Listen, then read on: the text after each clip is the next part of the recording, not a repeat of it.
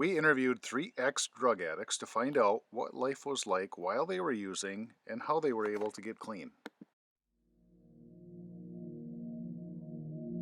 I turned about 14 is when I started drinking, besides just on the weekends, and I started using coke. And that became a problem, and I went to lockup when I was 15 years old because I was skipping school so much, and I would go leave school to use drugs. I would smoke weed and do coke, and I was about 18 when I started using meth, and that was because I got into a relationship with somebody who sold it, and I used that from 18 till I was 21. And I would always be like, oh, you're just whatever, you're just being worried about anything, like I'm fine, it's not a problem, I can quit whenever I want to. Well, in the beginning, I got addicted to prescription painkillers. My favorite prescription was tramadol. I like tramadol better than hydrocodone or anything like that. After years of taking it, I built a really high tolerance to it. I was taking a lot. I was taking about like 30 a day. I don't know, I thought that they were the cure-all because it got rid of my anxiety, my depression. It gave me energy, it helped me sleep, everything. I loved it. I thought it was perfect. So then I wanted something else to make me feel even better. So then that's when I started using meth. You have this, you know what the right things to do is, but then once you drink and do drugs, it's just all bad decisions. Like, you know, you don't want to sleep with that person, but next thing you know, you're in the bed. You know, you don't want to drive when you're drinking, but oh, I'm not that drunk, I'll drive. You know, just all these bad decisions. Seeing your kid run after you in the car, like that's how I remember Isaac, you know, before I went to treatment, is running behind the car, and then me saying to the person that picked me up, just keep going, he quits running after a while. The turning point for me in my addiction was my son. He was 3 years old at the time when I decided that it was a serious problem that I needed to fix myself. He would scream and cry for me every time I would leave, and I'd leave him with my parents, either my dad or my mom, and I would say, you know, I'll be back by the end of the night, you know, I'll be here to pick him up at 10 o'clock, and I wouldn't show up for 3 more days. I'd take off to the cities with my boyfriend, and we would sell drugs, pick up drugs, drop them off into different counties of Minnesota, and then I'd finally come home, and the whole time I was gone, my family would be calling me, my son would be calling me saying, you know, we want you to come home. He'd be in tears, and you know, for a while I just didn't care. I didn't want to be a mom. I didn't want the responsibilities of it. And then I remember this one time I went home to pick him up, or I went to go drop him off, and my mom just knew that I wasn't coming back that night, and my son sat there and banged on the door, screaming and crying for me, and I just left anyways.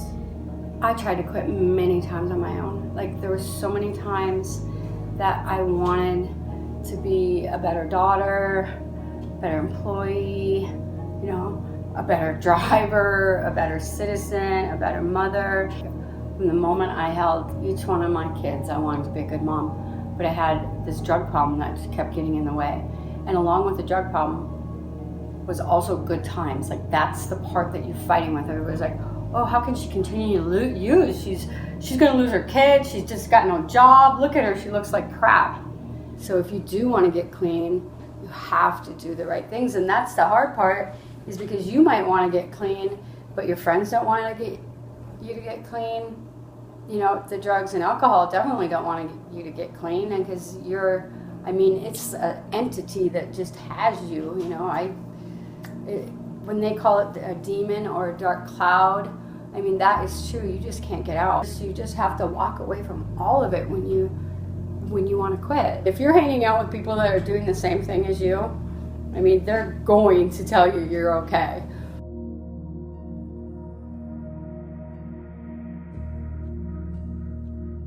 I got put into inpatient treatment.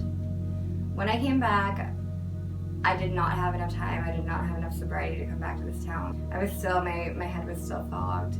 I was only gone for like 2 months. It took me about 9 days just to wake up. I slept for the first 6 days. I didn't even get up to eat. I remember the jailers and stuff would come in just to check my blood pressure and make sure I was still breathing. And then I'd go back to sleep. And then when I finally did wake up, I flipped out and wanted to get out, but they wouldn't let me out. And said I had to finish my time because I signed my rights to stay with them until I was sober. And then they made me stay another 2 days. So I was there for a total of 11 days. Like if you have a drug problem, 30 days, you need to go for 90, at least 60. I mean, to get it, unless you want to go back out and use. And the recovery rate is maybe 10%. So I was gone for 5 months altogether, and then finally when I got home, like, I got it. I needed a lot of time to clear my head, a lot of time, because the drugs really mess everything up. Since I stopped using meth, the first year was really hard for me. I didn't realize that I had to cut out all the friends that I used to use drugs with, so that was really hard for me to understand. I have a lot of family that uses, so yeah, I kind of had to cut ties with some of my family members, but I have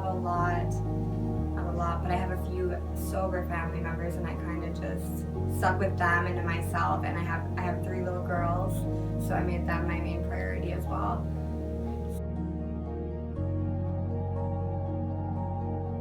My advice to any of you that are struggling with some sort of addiction, not necessarily meth, I'm sure lots of you think that Adderall is a great drug because it gets you, you get all your homework done, it gets you energy, it makes you do a lot of things that you think you could do. Well, that's what I used to do too.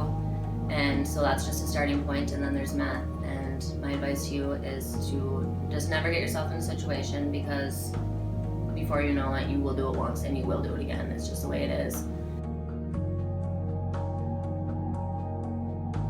Like, just because you used and your life was shitty and you felt that and you felt what it's like to use, doesn't mean you need to continue to use. It means right now, today, you can go get it. Don't use. Don't use, that's the rule. Like, and everything else is gonna be kinda, your boyfriend might be cheating on you when you get out of jail, and your job's still gonna suck, and your kids are probably still gonna be brats, and life is life. And that's just what we were talking about before. I mean, if your life sucks when you're not drinking and using, that's because you're not trying to make it better. Like, you have to try to make it better. But it's still gonna be life. I mean, you still have to deal with death. It doesn't mean go out and get high, because you're on this spiral. And that's where I like to say, is this spiral. And there's no middle of the road. You don't get to use a little bit of heroin or smoke a little bit of meth, or maybe just try oxy. I'm not just gonna try that drug. There isn't this straight road. I mean, once you say, I'm gonna try that drug, you are here, But once you say, I'm not gonna try that drug, I'm like ecstatic right now saying that. Because your life is here. Just don't make that first wrong decision to do drugs.